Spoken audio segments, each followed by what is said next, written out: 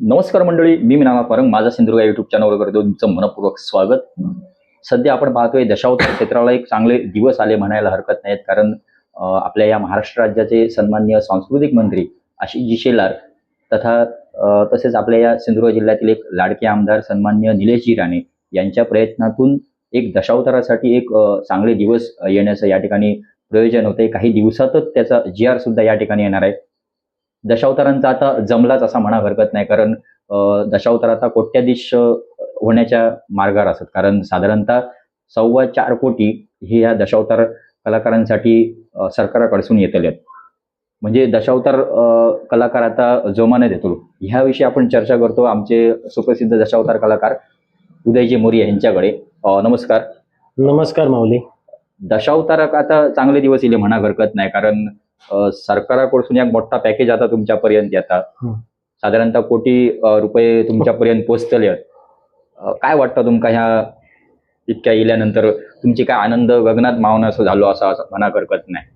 आनंद म्हणण्यापेक्षा आम्हा दशावताराचं आराध्य दैवत गणपती गजानन आणि माझ्या रसिक मायबापांना त्रिवार वंदन करून मी आज तुमच्या प्रत्येक प्रश्नाची उत्तरं देण्यासाठी माझा सिंधुदुर्ग या यूट्यूब चॅनलच्या माध्यमातून मी तुमच्या समोर येतोय. तुमचा प्रश्न आहे की आज दशावताराला कोट्यानी रुपये मिळाले. कोट्यानी रुपये गोष्ट तुमची खरी जा, गोष्ट खरी जा, पण ते कोट्यानी रुपये कोणासाठी होत? माझ्या दशावतारासाठी नाही, तर असे अन्य सुद्धा कला आहेत जे त्या पॅकेजमध्ये समाविष्ट आहेत. उदाहरण द्यायचं झालं तर खडी गंमत असेल, तमाशा, लावणी आणि दशावतार अशा तऱ्हेनं त्याची विभागणी होणार आहे. 2,20,00,000 अशी जी रक्कम होती ती आज 4,40,00,000 झाली. दुप्पट झाली. प्रत्येकाला असं वाटलंय की ते दशावतारासाठी आहे, पण दशावतारासाठी काही नाही. दशावतारासाठी हे फक्त दशावतारासाठी नसून इतर सुद्धा त्यात कला समाविष्ट आहेत आणि त्यातील कलाकार समाविष्ट आहेत. मग त्या 4,04,00,000 दशावतारासाठी किती असेल हा प्रश्नच आहे अजून. म्हणजे त्याचा GR अजूनही तयार झालेला नाही. किंबहुना तो GR जोपर्यंत येत नाही तोपर्यंत कुणाला काही कळणार नाही की दशावतारी कलाकारासाठी किती आहेत. दशावतारी कलाकार करोडपती होणार, लखपती होणार हे फक्त स्वप्न आहेत. मिळणार, पण केव्हा, किती आणि काय याची वाच्यता अजूनही झालेली नाही. या आमच्या दशावतार कलेबरोबर इतरही कला आहेत, याचा सुद्धा तुम्ही विचार करायला हवा. नक्कीच, कारण आता सध्या वृत्तपत्रांमध्ये आपण त्या प्रत्येक बातम्या बघतोय, ह्या युट्यूबच्या माध्यमातून किंवा न्यूज चॅनलच्या माध्यमातून बघतोय की दशावतार कलाकाराला आता हे 4.25 कोटी हे मिळणार आहेत. आणि त्यामुळे आमचा ह्या ठिकाणी प्रश्न होता, मग एवढं जर असेल तर आज दशावतार कलाकार आपण बघतो की उत्स्फूर्त प्रतिसाद दिसतात. यद्यान यदो दशावतार कलेक झुकून देतात. प्रत्येकाची एंट्री या दशावतार कला केला, म्हणजे थोडक्यात सुरुवातीक जो रंग फासल्यान की तो शेवटपर्यंत दशावताराकडे थंय येतात. मग तुम्ही असं सांगतात की ह्या इतक्या सरकाराकडे तुम्ही धाव घेतात की आर्थिक मानधन व्हाया, इतक्या जर असतात तर खैतरी थंय आर्थिक काहीतरी सोर्स असत, म्हणूनच हे सगळे युवक येतात ना. बरोबर. मग सरकाराकडे तुमची परत परत मागणी किती विनवणी असतात? म्हणजे तुमका असा म्हणायचा काय आर्थिक सदन की दशावतारात गेल्यानंतर लाखो रुपये मिळतात, दशावतारी कलाकाराची लाखो रुपयाची कमाई त्या 10 बरोबर नाही हो. ह्या सगळा स्वप्न, ह्यो सगळं आभासा लोकांका वाटता की दशावतारी कलाकार करोडपती होत, काय ते रोडपती असत. हे आता तुम्हीच ठरवा. ज्यावेळी मी तुम्हाला सांगेन की आता दशावतारी कलाकार जगतो कसा, हा प्रश्न विधिमंडळात लक्षवेधी मध्ये सुद्धा आमदार निलेशजी राणे साहेब यांनी मांडला की माझा दशावतारी कलाकार जगणार कसा. हा प्रश्न माझ्या आमदारांना पडलेला खरंच हा सत्य प्रश्न आहे. कारण दशावतारी कलाकाराची किंमत काय आहे तो आपल्या या पुऱ्या वर्षाच्या काटकसरीत कसं जीवन जगतो हे तुम्हाला कुणालाही माहित नाही. तुम्हाला वाटतंय काय की दशावतारी कलाकार हा करोडपती असेल, पण असं काही नाही हो. तुम्ही जर विचार केलात ना, तर दशावतारी कलाकाराचं जर कॅल्क्युलेशन तुम्ही केलात तर यात काही परवडत नाही. तुम्ही म्हणतात की कलाकार दशावताराकडे, आताची नवीन पिढी सुद्धा दशावताराकडे वळते, पैसा म्हणून नव्हे तर संस्कृती जपण्यासाठी हे सारेजण करतात. आणि दशावतार कला ही आपल्या कोकणची संस्कृती आहे आणि ती संस्कृती जगत असताना त्या कलाकाराला, जो नवीन कलाकार त्यात एंट्री करतोय, त्याला काही माहित नाही की दशावतारात गेल्यानंतर मी करोडपती होणार की रोडपती होणार. ह्या गणित जर तुम्ही सांगतात ना की असं म्हणजे त्याच्यात काय नाही, पण नेमकं खुलासो करा ना. नाही खुलासो करूचो जर म्हणशात तर मी तुमका कॅल्क्युलेशन करून दाखवतोय. मिनिमम दशावतारी कलाकारासाठी एक 600 रुपये नाईट, अजूनही 300, 350, 400 रुपयाला सुद्धा कलाकार आपली भूमिका करतात. पण जर दशावतारी कलाकार म्हणून त्या दशावतारी कलाकाराच्या पूर्ण वर्षाचा जर का खर्च आणि त्याचा पगार जर काढला तर तुम्ही म्हणणार तुम्ही का दशावतार करतात. माझा तर मला पडलेला प्रश्न आहे, मी का दशावतार करतोय. मी माझे दशावतारी बांधव का कलाकार म्हणून जगतायत, दशावतारी कलाकार म्हणून. कारण कॅल्क्युलेशन जर करायचं झालं तर मिनिमम आपण 600 रुपये पर डे पगार धरूया. बघा, 600 इंटू गुणुले साधारण 150 दिवस आपण पकडूया. 365 वजा 150, अर्धा 150 दिवस, उत्तर येत आहे 90,000. 600 रुपये पगाराप्रमाणे 150 दिवस जर भरले तर 90,000 रुपये पगार येतोय. किती? 6 ते 7 महिन्यात. 7 महिने कला ही आम्ही कलाकार जोपासतोय, माझे कलाकार बांधव जोपासतायत. आता या 90,000तून वजा म्हणजे मायनस करायचे ते कलाकार 50 नाटकं करणारे असू दे, 10 नाटकं करणारे असू दे, किंबहुना 150 नाटकं करणारे असू दे, या प्रत्येक कलाकाराला आपला वस्त्र भांडार, त्या भूमिकेला लागणारं वर्षाचं पूर्ण साहित्य हे जर का बघता जर पाहिलं असेल तर कमीत कमी आणि तडजोड करून 24,000 रुपये खर्च येतो.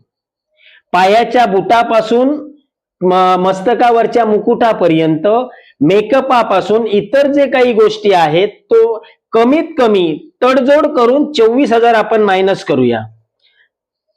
24,000 मायनस राहिले किती? 66,000. 66,000त तो कलाकार त्या नाटकासाठी जात असताना त्याला येणारा खर्च आपण 150 नाटकांचा खर्च जर पाहिला तर 150 रुपयाप्रमाणेच मायनस करूया. 150 दिवस बरोबर. 66,000 लक्षात ठेवा. 150 मायनस गुणुले 200, 150 तर 22,500 रुपये हा पेट्रोल खर्च. त्याच्या चहा पाण्याचा विषयीच सोडा. 66,000तून 22,000 जर मायनस केले, 22 नको आपण 15,000च धरूया. बरोबर, 15,000 धरूया. मायनस 15,000 केले तर उत्तर येत आहे 51,000. या 51,000तून तो कलाकार चहा पाणी नाश्ता हे गोष्टी वगळता इतर गोष्टीचा खर्च धरून आपण एक 10,000 रुपये मायनस करूया. राहिले 41,000.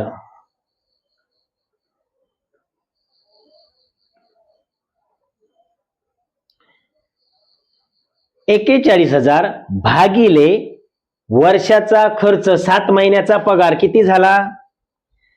7 महिन्याचा 90,000 मायनस त्याच्यात आपण काय केलं तर येणारा खर्च वाय मायनस केला, प्लस पेट्रोल खर्च मायनस केला आणि चहा पाणी या गोष्टींचा विचार करता 41,000 रुपये आमच्या खिशात राहिले.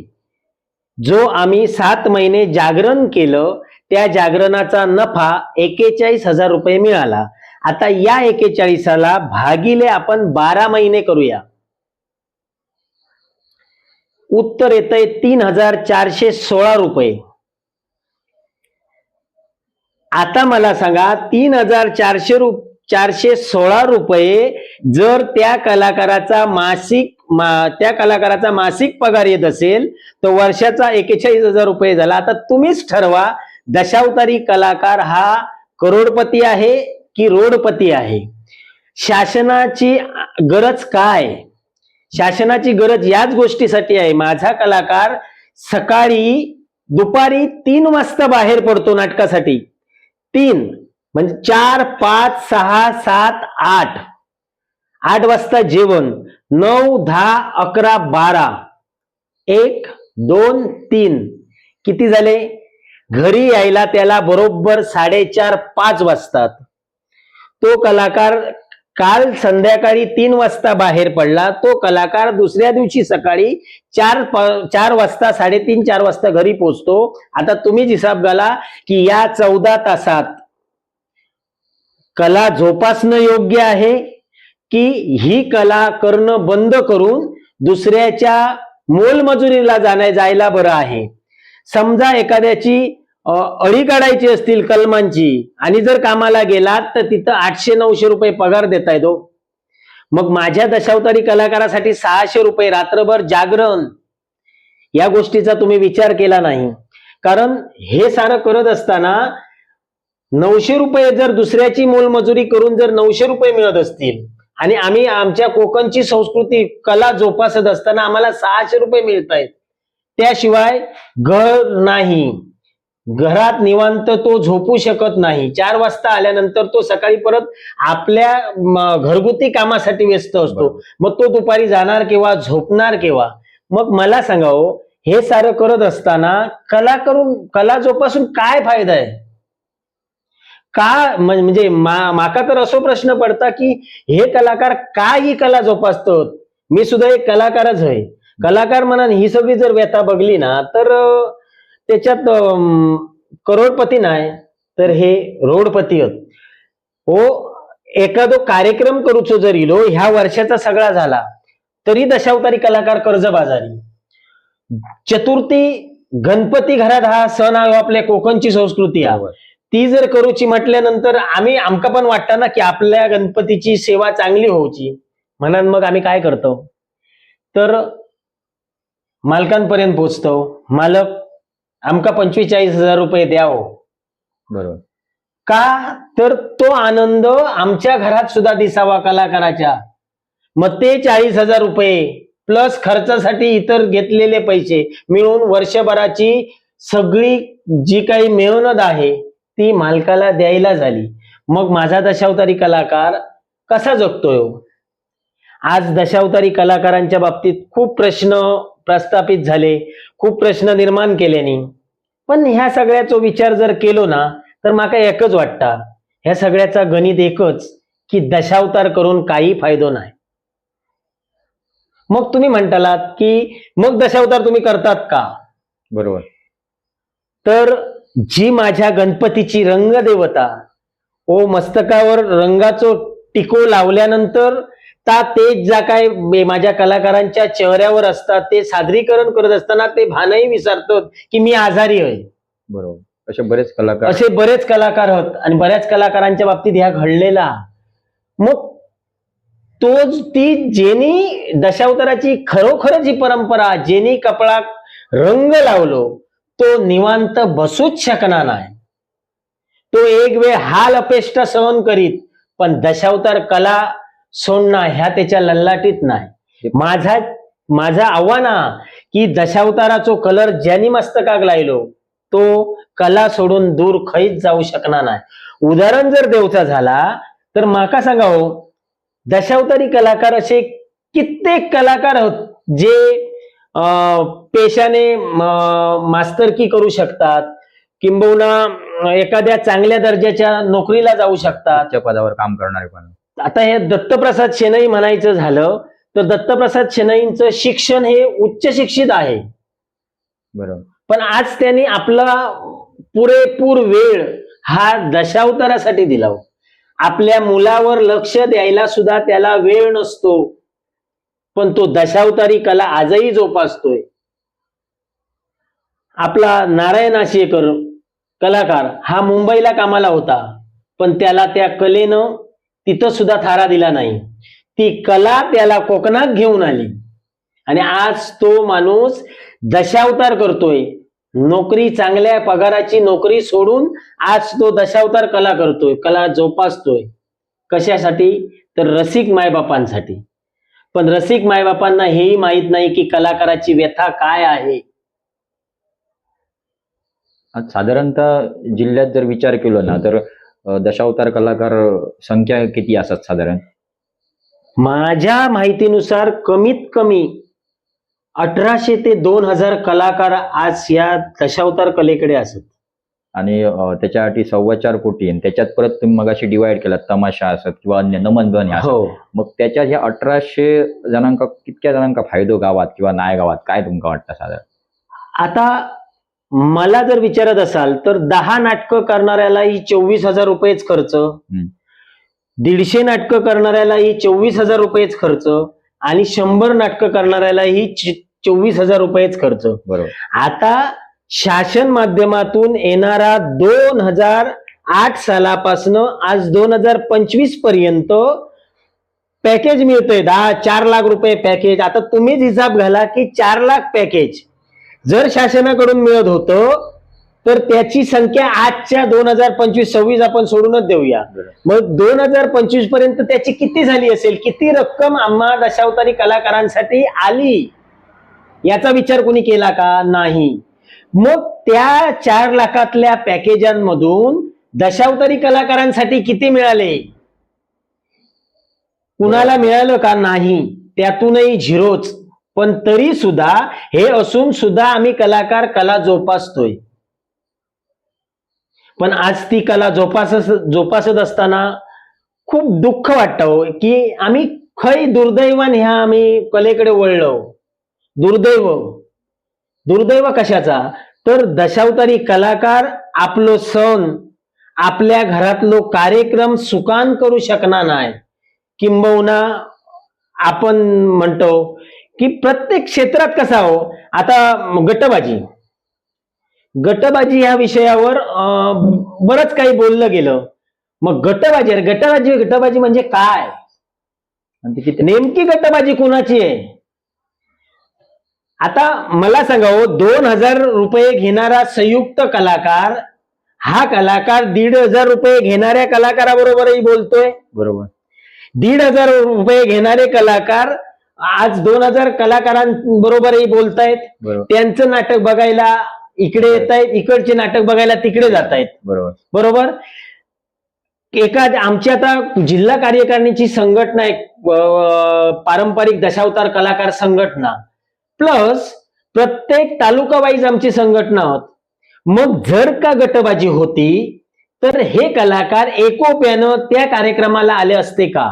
मुळीच नाही. ज्या अर्थी ते येत आहेत याचा अर्थ नाटकाचे विभाजन केलं गेलं. प्रत्येकाला पगार वेगळा हो, प्रत्येकाला पगार वेगळा आहे. प्रत्येकाच्या आता बघा 1 लाख रुपये पगार घेणारे आहेत, 50,000 रुपये पगार घेणारे आहेत, 25,000 आहेत आणि 8-9 हजार रुपये सुद्धा पगार घेणारे आहेत. मग मला सांगा, आता या सगळ्या गोष्टीचा विचार करता जर दशावतारी कलाकाराने आपला पगार जर सांगितला, आता यात तुम्हाला मी डिवाइड करून सांगितलं की 24,000 रुपये खर्च, समजा ते पैसे आम्ही इकडे संयुक्त नाटकातून आम्ही मिळवतोय. आम्ही आता संयुक्त नाटक करतोय, 2,000 रुपये सांगतोय म्हणून आम्ही वाईट का? नाही. आमच्यात गटबाजी आहे का? नाही. प्रत्येकाला ज्या ज्याप्रमाणे परवडेल त्याप्रमाणे कलाकाराला मागणी असते. 1,500 घेणाऱ्यांची तेवढीच नाटकं होत आहेत, आमची तेवढीच होत आहेत. मग हे सारं करत असताना गटबाजी हा जो काही बोलण्याचा धाडस ज्यांनी केलं किंवा गटबाजी याला उपमा दिली ही योग्य नाही हो. आणि जर गटबाजी असेल, त्यात जर गटबाजी असेल असं जर खरोखरच त्यांना वाटत असेल तर त्यांनी त्याचा खुलासा करावा. की मला तर असं वाटतंय की दशावतारी कलाकार आजही एकत्र आहेत, याच्या नंतरही एकत्र राहतील. कारण आता उद्याच बघा, आमचा 19 तारीखला कुडाळला कार्यक्रम आहे, माझा लोकराजा महोत्सव. आम्ही दरवर्षी तो महोत्सव करतोय. सारे कलाकार एकत्र येऊन आम्ही तो महोत्सव साजरा करतोय. मग गट्टाबाजी कशाची?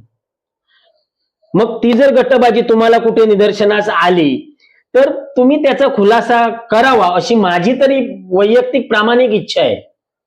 एवढं जर तुम्ही सगळ्या दशावतार कलेसाठी इतके झोकून येतात, मगाशीच मी उल्लेख केलाय की जिल्ह्यातले आता 1800 कलाकार हैसर असतात आणि नवोदित कलाकार आता खूप असे सागराचा जसं प्रवाह असतात, लाटा असतात तसे त्या प्रवाहान ह्या दशावतार कलेकडे येतात. मग इतक्या असा जर आर्थिक ह्या नाही, सोर्स नाही किंवा काय नाही, मग इतक्या असं हे जे कलाकार येतात किंवा नवीन कलाकार तयार जातात ते नेमके कशा? प्रश्न तुमचो बरोबर असा.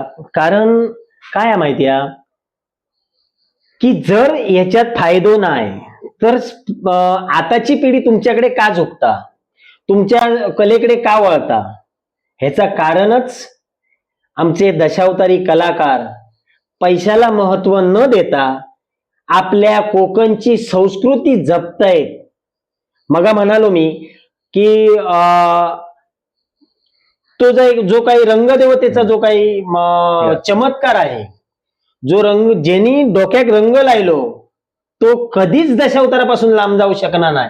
एक वेळ आपलो प्रपंच सोडित, आपली नोकरी सोडित, वेळ प्रसंगी भिकारी बनात, पण कलेक भिकारी बनव कधीच माझो दशावतारी कलाकार देऊचो नाही.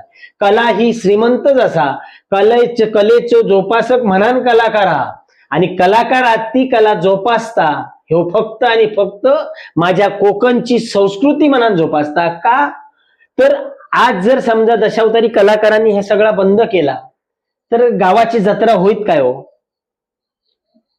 कलाकार जर समजा कलेतनं नाही आमका ती कला आता करूची म्हणून जर सांगितल्या तर त्या तुमच्या जत्रेत त्या नाटक सादर होईत काय?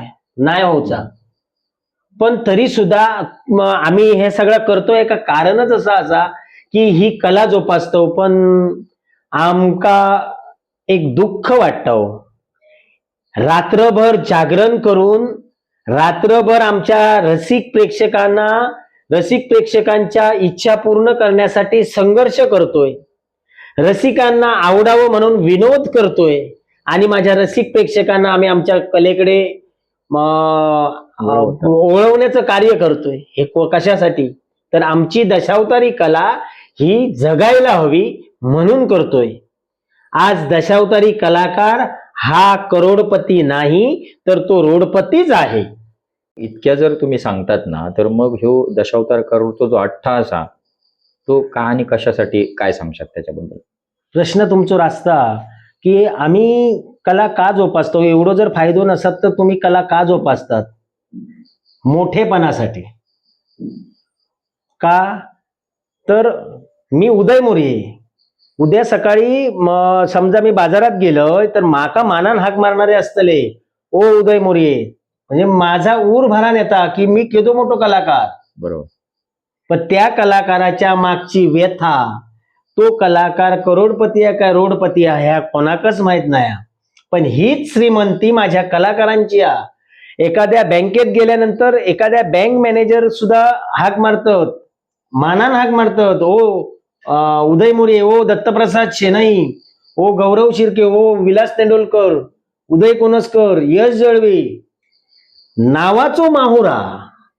कळला काय? आणि या नावाच्या माहुरासाठी, नावाच्या मोठेपणासाठी आज सगळ्या दशावतारी कलाकारांनी पैशाचा विचार न करता स्वतःच्या नावासाठी आणि माझ्या कोकणच्या संस्कृतीसाठी ह्या केलेला फक्त एक माझ्या माहितीनुसार त्या एक मोठेपणच हा, बाकी काय नाही हो. फक्त मोठेपणासाठी हे सगळा केलेला. बाजारात गेल्यानंतर अरे उदय मोरे येतात, अरे कशा काय दशावतारी कला जोपासून काय उपयोग हा?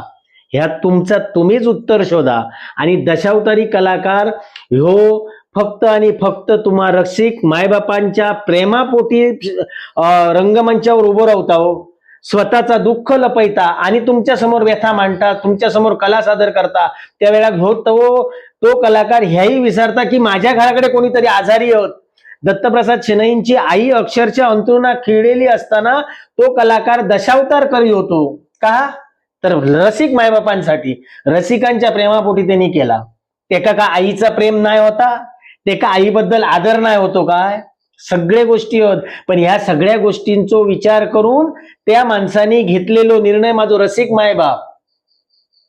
तेव्हा सगळ्यांका विनंती माझी एकच हा की ह्या सगळ्या गोष्टीचो जर सारासार विचार केलो असत तर तुम्ही ठरवा की गटबाजी आम्हा दशावतारी कलाकारात आहे का? आम्ही दशावतारी कलावंत फक्त नाटका पुरतेच मर्यादित आहोत. बाकी सगळे कलाकार एकच आहेत. सर्व कलाकार एका ताकदीनं उभे आहेत आणि ही जर ताकद पाहायची झाली तर माझे दशावतारी कलाकार एका हाकेसरशी एकजूट होऊन एका छताखाली वावरतायत आणि याच्यानंतरही वावरणार आहे. तेव्हा आमच्या दशावतारी कलाकारात जर पुन्हा एकदा सांगतोय, कुणाचं मन दुखावलं असेल तर क्षमा करा, पण गटबाजी नाही, आणि जर असेल तर ती गटबाजी कोणत्या तऱ्हेनं आहे हे आम्हाला समजून देणं किंवा त्याचा खुलासा करणं हे तुमचं काम आहे. तेव्हा या गोष्टीचा खुलासा करा. माझ्या दशावतार कलाकारांवर असंच प्रेम तुमचं राहू द्या आणि कलाकार तुमच्या सेवेसाठी सदैव तत्पर आहे, यात काही तीळ मात्र शंका नाही. वारंग साहेब, दशावतार कला ही हिंदू संस्कृती पुढे नेण्याचं काम करते, कारण अशा दशावतार नाट्यप्रयोगाच्या माध्यमातून विविध ग्रंथ किंवा त्यांचा आधार घेऊन ही दशावतार कला म्हणजे पूर्ण पुराण महाभारत हे रसिकांपर्यंत पोहोचवण्याचं कार्य करते. अर्थात ही हिंदू संस्कृती त्या ठिकाणी पोहोचवण्याचं महत्वाचं कार्य करते आणि त्याच आपल्या हिंदू संस्कृती, कारण हे आपलं हिंदू राष्ट्र आहे आणि त्याचं महत्वाचं हे केंद्रबिंदू म्हणायला हरकत नाही जे रसिकांपर्यंत, कारण दशावतार रसिक हा पूर्ण सुज्ञ म्हणता येईल नाही, जो वाचक होईल त्यांना तुम्ही ते त्या ठिकाणी करताय. आणि एवढं असून सुद्धा दशावतार कलाकाराला आज त्याची व्यथा जी आहे तुम्ही या ठिकाणी सादर करताय, म्हणजे खूप दिवस जसं आपण म्हणतो की एवढं सगळं येतंय शासनाच्या माध्यमातून, तरी पण ते कितपत येईल ह्याची तारीख 15 दिवसांनी कदाचित ती जाहीर होईल GRच्या माध्यमातून. याविषयी तुम्ही या ठिकाणी आलात, खूप छानरित्या तुम्ही व्यक्त झालात. अजून काय तुम्हाला रसिकांना सांगावं असं वाटतंय मुद्दाम? मला अजूनही हाच प्रश्न पडलाय हो, माझे दशावतारी कलाकार का दशावतार करतायत? मी दशावतार कलाकार असून जर हा माझ्या समोर प्रश्न असेल तर तो का आहे याचा विचार माझ्या रसिक मायबापांनी करावा आणि त्याही पेक्षा त्याच्याही पलीकडे जाऊन माझ्या शासनानं करावा. आज आमदार निलेश राणे साहेब यांनी लक्षवेधीमधून विधिमंडळात आम्हा दशावतारी कलाकारांची व्यथा मांडली आणि ती व्यथा मांडल्यानंतर सन्माननीय सांस्कृतिक मंत्री आशिषजी शेलार साहेब यांनी त्याला मान्यता दिली आणि त्याच्यावर आता चर्चा विनिमय होऊन त्याच्यातनं जो काही GR येईल आमच्या दशावतारी कलाकारांसाठी तो आता किती असेल हे भविष्य ठरवेल. पण आताच्या घडीला मी मात्र त्यांचे एक कलाकार म्हणून अनन्यभावे ऋणी आहे. दशावताराचा कैवारी म्हणून जी काही बॅनरबाजी झाली किंवा हे झालं त्याच्यानंतर विधिमंडळातून आम्हाला या गोष्टीची मान्यता मिळाली, त्याबद्दल मी माझ्या तमाम दशावतारी कलाकारांच्या वतीनं माननीय कुडाळ मालवण तालुक्याचे आमदार सन्माननीय निलेशजी राणे साहेब यांचे अनन्यभावे मी ऋणी आहे. त्याचप्रमाणे त्याला मान्यता देणारे आशिषजी शेलार साहेब यांनी त्याला मान्यता दिली, दशावतारासाठी आपलं महत्वाचा निर्णय घेतला, त्याबद्दल त्यांचेही मी मनापासून आभार मानतोय. त्याचप्रमाणे पालकमंत्री नितेशजी राणे साहेब यांचे सुद्धा मी खूप खूप आभार मानतोय, कारण त्यांनीही आम्हाला योग्य सल्ला देऊन आमच्यासाठी शब्द दिलाय, तो शब्द ते नक्कीच पूर्ण करतील.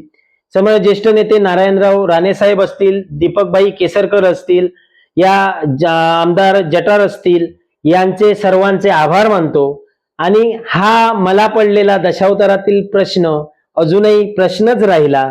या प्रश्नाचं उत्तर तुम्हाला कुणाला जर मिळालं तर नक्की मला सांगा, कारण तुमचा एक लहानसा कलाकार एक दशावतार कला जोपासतोय या कलाकारानं मांडलेली व्यथा यात जर काही चुकून गेलं असेल किंवा चुकून एखादा शब्द गेला आणि तो जर कुणाच्या मनाला लागला असेल तर तो क्षणभर तुम्ही बाजूला करा आणि चांगलं जे काही आहे त्याचा विचार करा आणि या गोष्टीला तुम्ही दशावतारी कलाकारासाठी, दशावतारी कलाकार हा सदैव माझ्या रसिक मायबापांच्या सेवेसाठी जरूर धावून येणार आहे. आज या माझ्या सिंधुदुर्ग माझा सिंधुदुर्ग या चॅनलनं आमची कलाकारांची व्यथा तुमच्या समोर मांडण्यासाठी आम्हाला संधी दिली त्याबद्दल माननीय या चॅनलचे संपादक अध्यक्ष सन्माननीय आमचे मित्र आणि नाट्यप्रेमी वारंग साहेब, मीनानाथ वारंग साहेब यांचे सुद्धा मी अनन्य भावे ऋणी आहे. ओके, धन्यवाद. या ठिकाणी आजच्या या ब्लॉगच्या माध्यमातून आपण बघितलं दशावतार नेमका का दशावतार कला जोपासतोय आणि कशा रीतीने जोपासतोय, त्यांची व्यथा काय आहे, कशा रीतीने त्यांची तळमळ आहे आणि त्यातून त्यांना नेमकं काय आर्थिक मानधन मिळतं हे सगळं आपण त्यांचा हिशोब सन्मान्य उदयजी मोरी यांच्याकडून आपण ऐकलं. धन्यवाद माऊली. पुन्हा आपण नवीन कंटेंट सोबत असणार आहोत. तोपर्यंत रामकृष्ण हरी.